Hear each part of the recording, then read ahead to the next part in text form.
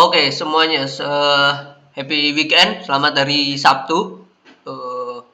Di video kali ini, seperti biasa hari Sabtu melihat lebih dekat dan kali ini pembahasan akan tertuju pada SMDR, Samudra Indonesia. Ini pembahasan murni request dari Mas atau Pak Agus Irianto di video yang POWR minggu lalu.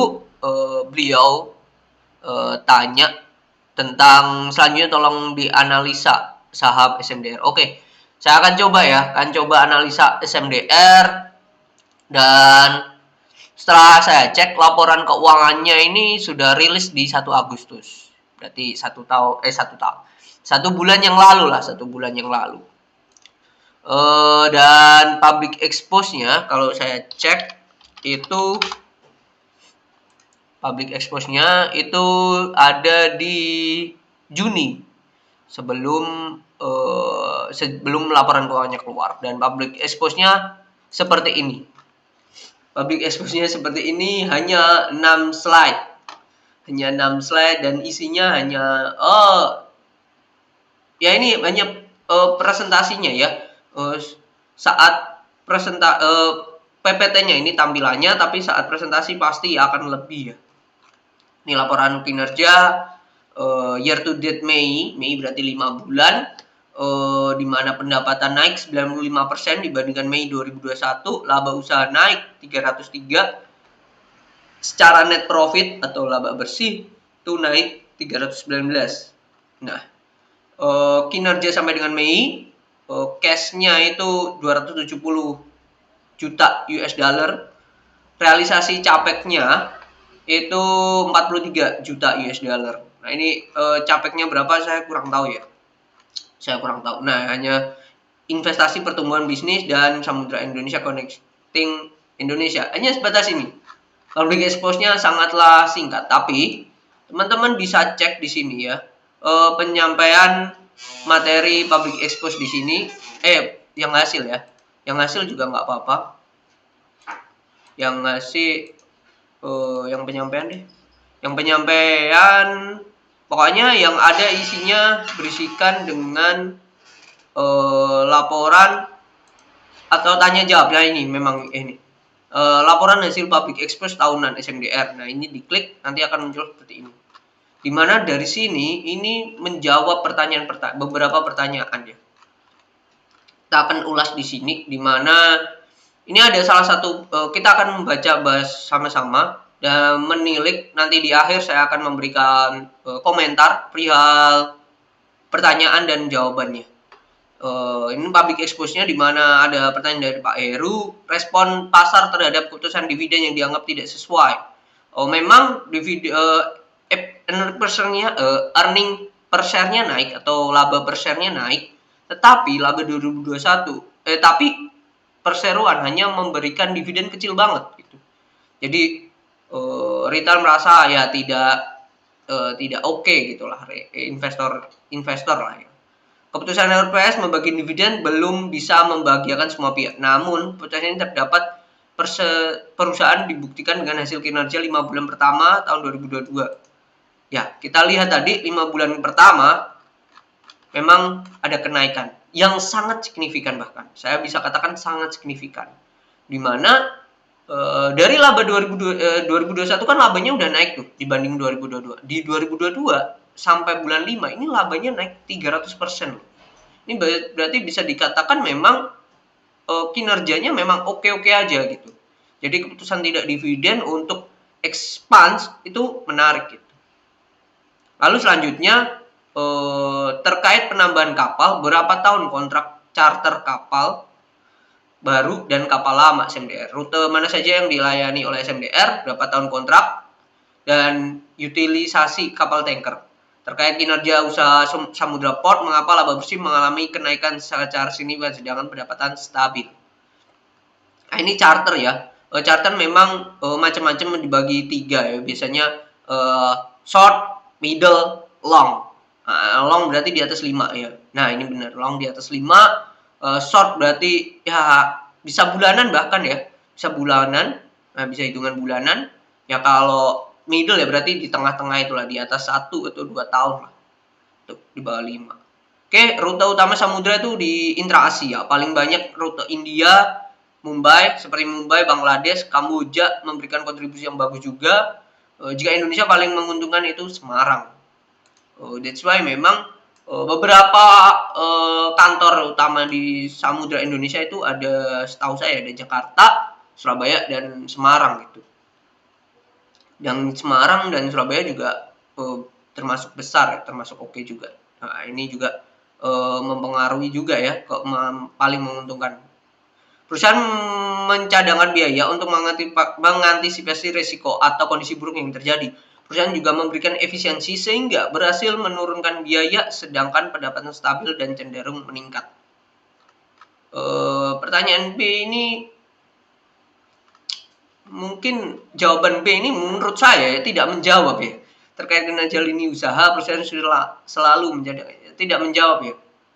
Mengapa laba bersih mengalami kenaikan secara signifikan? Why? Kan berarti ada alasannya kan? Karena apa. Nah, mungkin jawabannya adalah ini. Efisiensi, sehingga berhasil menurunkan biaya. Nah, ini efisiensi yang dimaksud adalah berarti efisiensi cost ya. Efisiensi cost. Oke, lanjut dari Arif Setiawan Marsis. Apakah perusahaan berencana masuk ke logistik pengiriman kendaraan dengan membeli vessel carrier vessel?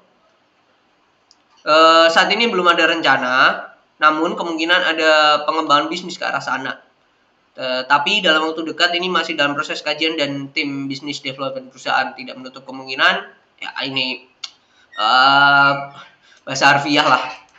Tidak bisa ya, pasti ya manajemen yang oke pasti akan menjawab seperti ini ya.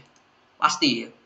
Lalu ada website SMDR punya 10 kapal tanker dan 29 kapal kontainer. Apakah kapal tersebut memiliki anak perusahaan atau SMDR? Dimiliki oleh anak perusahaan atau SMDR. Kapal ini mengangkut jenis apa saja? Bagaimana tarif kontainer kapal tanker kaitannya dengan prospek kinerja 2022? Berdasarkan informasi pada Juli tarif kontainer turun sedangkan tarif kapal kontainer naik dari 100%. Naik lebih dari 100%. Berapa porsi pendapatan kapal tanker dan kontainer dari total pendapatan lembaga? Wah, ini sudah sangat merujuk ya, Mas atau Pak Antoni ini. Pertanyaan B bagus banget nih. Dalam penjelasannya disampaikan bahwa perusahaan membeli 3 sampai 4 kapal 3 sampai 4 tahun yang lalu, di mana saat itu kapal masih lebih rendah ya. Dan di tahun 2020 SMDR menyediakan capek sebesar 50%. Wow, 50%. Apakah capek yang disediakan ini untuk membeli kapal baru lagi atau membayar order yang lama? Perusahaan menyampaikan bahwa pembagian dividen nilainya kecil. Nilai kecil karena perusahaan akan melakukan akuisisi bisnis. Bisnis apa yang dimaksud? Rencana stock split 1/10 ditunda sampai waktu yang belum ditentukan dengan memperhatikan persetujuan OJK. Wah, ini bagus nih. Terutama saya akan membahas yang nomor 2 ya. Kalau melihat dari indeks memang menurun dibanding awal tahun, namun jika dibanding tahun lalu masih lebih tinggi. Salah satu faktor yang memengaruhi flat rate ini adalah Cina saat melakukan lockdown. Namun karena hal ini sudah berlalu, kami prediksi flat rate ini tidak akan terjadi lagi di kemudian hari. Oke. Alokasi capek memang dialokasi untuk pembayaran kapal baru. Sudah dipesan dan rencana akan datang pada 2022. Nantinya dibayarkan secara per lease sesuai dengan kesepakatan dalam pembelian kapal. Stock split ini memang berangkat dari keyakinan kami di mana perusahaan memiliki value yang lebih tinggi dan confident. Kami juga menginginkan stock split. Estimasi laporan ini dapat diterima dalam waktu 1 bulan. Oke. Wah, ini dapat buat ya, saya jadi tahu saya pribadi ya bahwa SMDR akan melakukan stock split 1/10. Wow. Ya, ini tidak terlalu itu. Oke, lanjutnya tanker mengangkut chemical. Apakah ada rencana yang ekspansi untuk mengangkut retail? Saat ini kami juga memiliki kapal bunker yang mengangkut komoditi seperti batu bara, smelter lain yang berada di Sulawesi. Kapal ini dimiliki saat ini bulk carrier dengan berbagai ukuran dan kapasitas. Kami juga ada rencana menambah kapal baik untuk kebutuhan domestik maupun luar domestik. Oke, SMDR dalam 10 tahun ke depan akan seperti apa dalam langkah strategi 5 hingga 10 ke depan? Kami yakin berdoa semakin sentral dan kemaritiman lebih baik, kami harus sangat confident di mana jasa pelayanan dibutuhkan. Kemudian dari saya melihat dari beberapa aktif. Oke, kalau melihat ini ya, saya juga akan mengomentari kenapa sektor maritim nantinya akan seperti apa. Dan ini akan ada hubungannya dengan pemerintahan siapa yang akan melanjutkan. Kenapa? Ada hubungannya dengan pembangunan, khususnya pembangunan di laut ya, di laut. Semakin efisien unloading bongkar muat yang terjadi di pelabuhan, semakin efisien, semakin cepat. Mobilitasnya kapal-kapal akan semakin kuat. Satu itu. Yang kedua, semakin dalam syarat air yang ada di pelabuhan, semakin dalam, makin besar pula kapal-kapal besar bisa bersandar di pelabuhan di Indonesia. Kalau makin besar kapal-kapal besar berlabuh atau bersandar di Indonesia, efeknya juga ke ekonomi kita. Efeknya ke ekonomi kita bisa saja saat bersandar ada turis atau yang lainnya mencicipi jajanan atau ya khas dari pelabuhan tersebut, daerah pelabuhan tersebut, kota dari daerah tersebut. Itu bisa saja. Itu bisa saja. Kalau saya sendiri, saya pernah berkecimpung di dunia maritim, pernah kuliah di dunia maritim, saya pun akan melihat dunia maritim ini akan makin oke. Harusnya akan lebih oke. Tinggal ada hubungannya dengan pemerintah nantinya. Makin oke enggak dalam melayani infrastruktur di dunia maritim gitu. Nah, ada hubungannya juga tentang pelabuhan ya, pelabuhan. Nah, pelabuhan yang masih paling oke di Indonesia itu masih punyanya Pelindo, yaitu yang PCC atau BCM itu. Itu yang paling oke lah, masih paling oke. Dari segi efisiensi, bongkar muat dan lain-lain itu yang masih paling oke sejauh ini di Indonesia. Jadi kalau kota-kota di kota besar di Indonesia yang pelabuhannya setidaknya mempunyai kapasitas fasilitas infrastruktur seperti kepemilikan Pelindo di Teluk Lamong dan kawan-kawan itu, ya sooner or later ya Indonesia juga akan maju terutama di sektor maritimnya ini. Harusnya kita bisa ya, harusnya kita bisa. Yang membuat lama adalah prosesnya, lama tunggunya itu loh biasanya. Lama tunggunya. Dan ada hubungannya ya, kenaikan laba dari SMDR ini dihubungkan dengan kontainer ya, kontainer yang kemarin sempat harganya naik. Mungkin ini sekilas saja saya baca tadi. Nanti teman-teman bisa baca sendiri, bisa diakses di DX ya, bisa perusahaan tercatat keterbukaan informasi, terus ini SMDR public. Oke, saya akan lanjut aja ya, karena nanti videonya akan lama banget kalau saya baca satu-satu. Saya akan coba ngulik tentang laporan keuangannya. Dari aset ya, dari aset dalam 6 bulan ke belakang, 6 bulan sejak akhir Desember ya, kalau kita lihat perubahannya sangat signifikan dan which is good ya, terutama aset lancarnya. Aset lancarnya ini kas dan setara kasnya ini bertambah. Kalau kita cek kas dan setara kasnya, kalau kita cek di sini itu adanya peningkatan di mana? Nah, bagusnya dia ya, bagusnya SMDR ini ya. Kasnya ini kalau di total jumlah kasnya itu ada 141.000. Ini dalam apa nih? Periode mulai tidak diaudit. Oh, ini tidak ada tulisannya ya, dalam apa ya? 141.000 ini dalam, bentar. Harusnya di atas ini ada tulisannya dalam juta apa dalam juta paling ya. Apa dalam USD? Oh, ini dalam USD. Dinyatakan dalam USD. Oke, ini dinyatakan dalam USD. Ini paling banyak ya. Bagusnya ya, menurut saya bagus ya. Paling banyak ini di dolar. Paling banyak di dolar.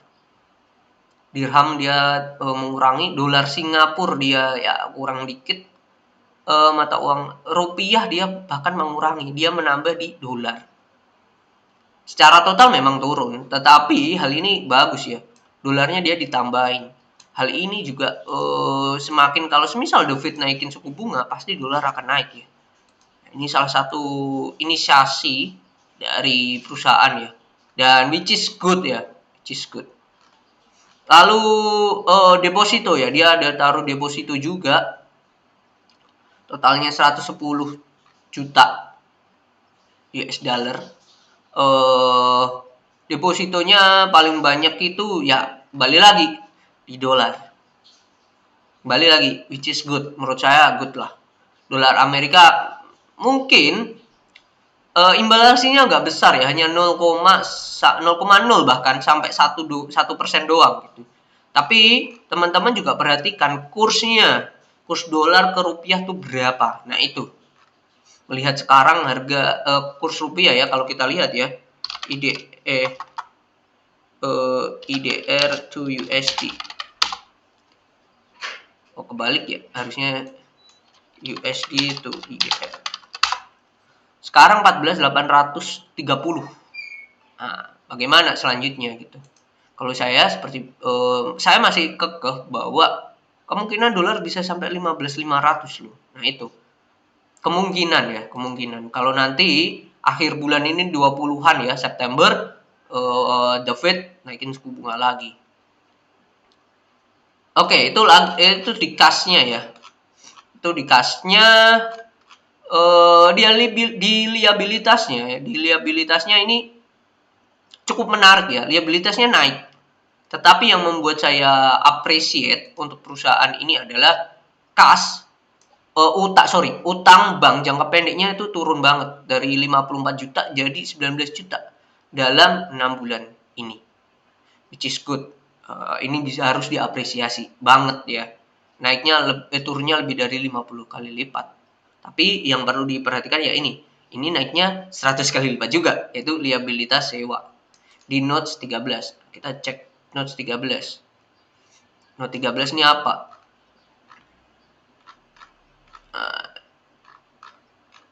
Nah ini. Nah ini di sini kenaikannya ada di sini. Setelah dicek ya, kenaikannya itu penambahannya ini ada di kapal dan tongkang, ada di sini. Tanah tidak, kalau kita bandingkan ini yang naiknya di sini. Di peralatan dan kendaraan pun tidak, di gedung pun tidak gitu. Berarti di sewa untuk kapal, biaya hak sewa dan guna untuk kapal dan tongkang. Nah, itu tadi yang dijelaskan di pertanyaan tadi bahwa untuk biaya sewa ya. Tuh. Oke. Nah ini yang pasti teman-teman yang tunggu ya. Kenaikan laba ya. Kalau kita hitung ya, saya belum ngecek lagi nih. Kalau labanya ya dari 23 juta US dollar ya, jadi 115 itu apa tuh? 115 juta US dollar. Berarti kalau di kalkulator, saya kalkulator dulu. 115 kurangi kurangi 23. 92 bagi 23 kali 100. 400%, kenaikannya 400%. Wow, luar biasa nih. Nah, kalau kita lihat dari sini pun sudah naik ya, naik 2 kali lipat, yaitu pendapatan jasa. Sedangkan biaya jasanya ya naik, tapi naiknya tidak 2 kali lipat. Nah, dari sini pun kita sudah bisa menilai bahwa perusahaan udah efisien banget nih. Biaya jasanya dapat dipres sedemikian rupa, which is good. Hal yang menarik. Dan di sini kalau kita lihat dari pendapatan jasa 551 juta, apakah ini masuk duit semua?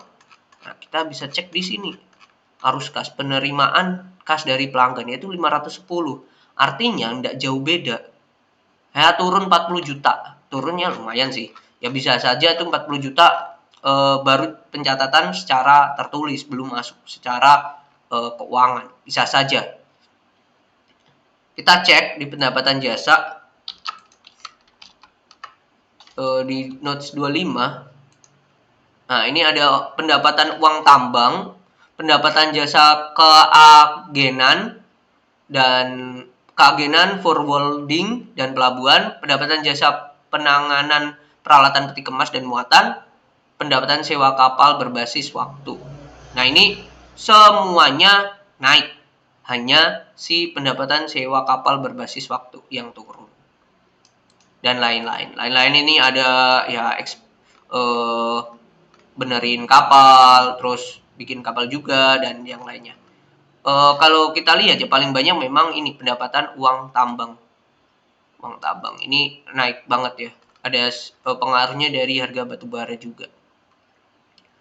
Beban muat aja ini berpengaruh ya karena itu tadi ya kan masuk biaya tunggu dan lain-lain itu juga masuk di sini. Which is good. Tidak ada yang aneh-aneh ya secara laporan keuangan. So far saya melihat ini laporan keuangannya oke dan suka ya. Kalau lihat ekuitasnya 500 juta, liabilitas asetnya 1 juta 1 miliar. Liabilitasnya itu kalau di total 500 ya masih bisa nutup ya.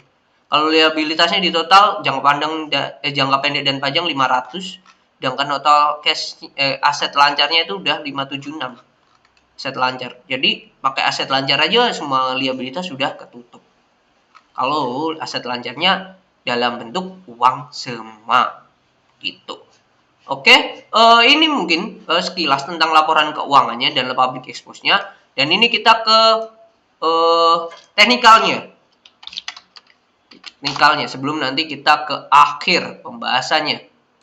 Sebentar, saya tik dulu di sini aja. Saya cek juga nanti secara case statistiknya. Bentar.